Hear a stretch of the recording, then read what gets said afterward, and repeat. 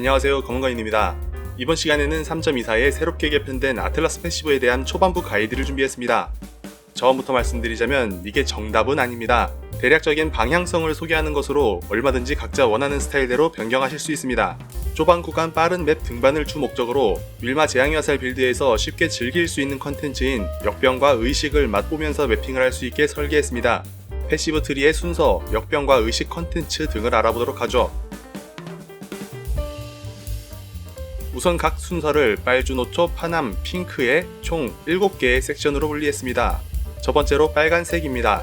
빠른 등반을 위해 우리는 인접 지도 출현 확률을 최대한 많이 찍어야 합니다. 떠도는 길과 지도 출현 복제 노드가 삭제된 만큼 이전보다 맵 수급이 어려울 것으로 예상되기에 시작 부근에 지도 출현 확률을 전부 찍을 예정입니다.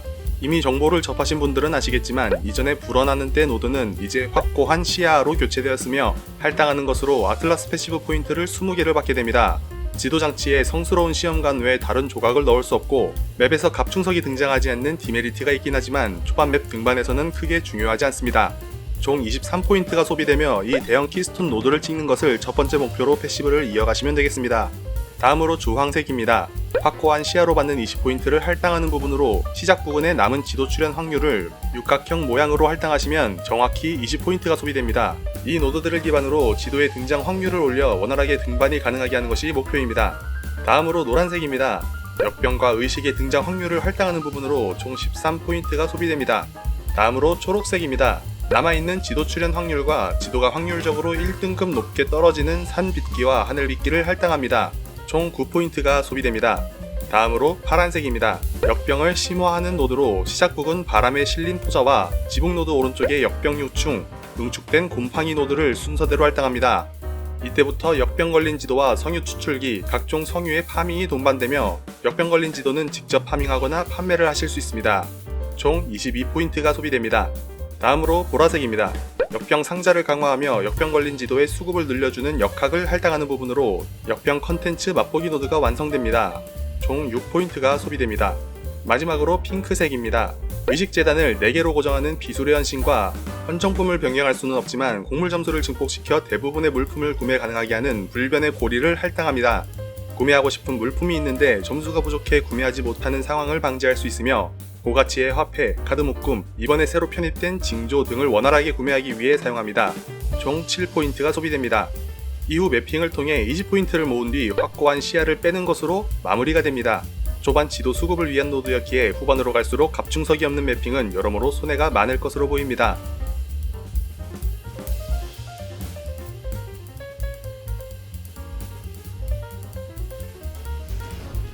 알아두셔야 할 것은 우리는 전문적으로 역병 지도에서 파밍하기 위해 해당 컨텐츠를 즐기는 것이 아닙니다.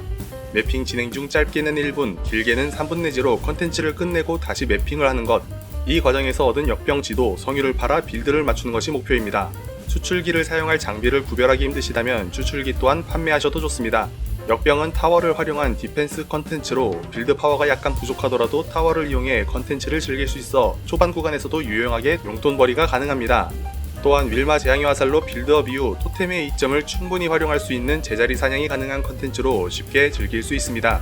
타워는 유성탑, 냉각의 탑을 주로 사용하며 남색, 보랏빛 성유로 유성탑 명중시 용암지대 생성과 오팔빛, 은빛 성유로 냉각의 탑, 냉각 광선에 영향을 받는 적 0.2초 동결을 반지에 부여해 조금 더 쉽게 클리어가 가능합니다. 의식은 강력한 보스를 잡는 컨텐츠가 아니라 지역 내에서 등장하는 몬스터를 한 번 더 잡는 개념으로 플레이가 가능하기 때문에 역병과 마찬가지로 빌드 파워가 높지 않을 때에도 즐길 수 있는 컨텐츠입니다. 하지만 의식은 돈이 되지 않는다라는 인식이 팽배한 컨텐츠입니다. 다른 컨텐츠와는 다르게 저점이 한없이 낮고 고점은 확률이 낮기 때문이죠. 또한 보상은 레어 아이템이 주를 이루기에 돈이 되는 옵션을 모른다면 더더욱 커런시를 벌기 힘든 구조를 가지고 있습니다. 이러한 단점으로 대부분의 유저는 의식을 챌린지 클리어 용도 외에는 큰 가치를 두지 않습니다. 그럼에도 이번에 사용하고자 하는 이유는 바로 징조가 의식으로 편입되었기 때문입니다. 징조는 지난 선조리그 때 등장한 화폐로 인벤토리에 보유한 상태로 특정 조건을 충족하면 징조가 소모되며 해당 효과가 발동되는 옵션을 가지고 있습니다. 우리는 표백, 연결, 행운의 징조를 노려 한방에 큰 돈을 버는 것을 목표로 합니다. 물론 가치가 높은 만큼 등장 확률은 낮을 것입니다. 하지만 등장하기만 한다면 확정으로 디바인 이상의 가치를 하기 때문에 초보 유저분들이 득템의 재미를 느끼기에는 좋을 것이라고 생각합니다. 지금까지 아틀라스 패시브 트리, 역병과 의식에 대해 알아봤습니다. 대대적인 개편이 이뤄진 갑충석, 준 컨텐츠도 좋은 돈벌이가 될 수 있으며 유구한 역사를 자랑하는 탐험, 수학 또한 여전히 좋은 컨텐츠입니다. 의식은 특별한 지식 없이 강력한 빌드가 아니더라도 누구나 쉽게 즐길 수 있는 컨텐츠인 만큼 다른 컨텐츠에 비해 벌이가 낮다는 단점이 있고, 역병은 깊게 들어갈수록 아이템 선별 능력, 타워 설치 요령 등 넓은 지식을 요구하지만 매핑에서만 즐기는 간결한 컨텐츠에서 끝낼 수도 있습니다. 플레이하고 계신 빌드의 빌드업이 어느 정도 완성이 되면 거의 대부분의 아틀라스 포인트를 획득하셨을 거예요. 그 이후에는 원하시는 파밍에 따라 패시브 노드를 변경하셔야 하며 짧게는 3에서 4일, 길게는 일주일 정도만 사용할 노드인 점 숙지하시길 바라겠습니다. 모쪼록 모두 성공적인 시즌 스타팅이 되기를 기원하겠습니다. 검은거인이었습니다.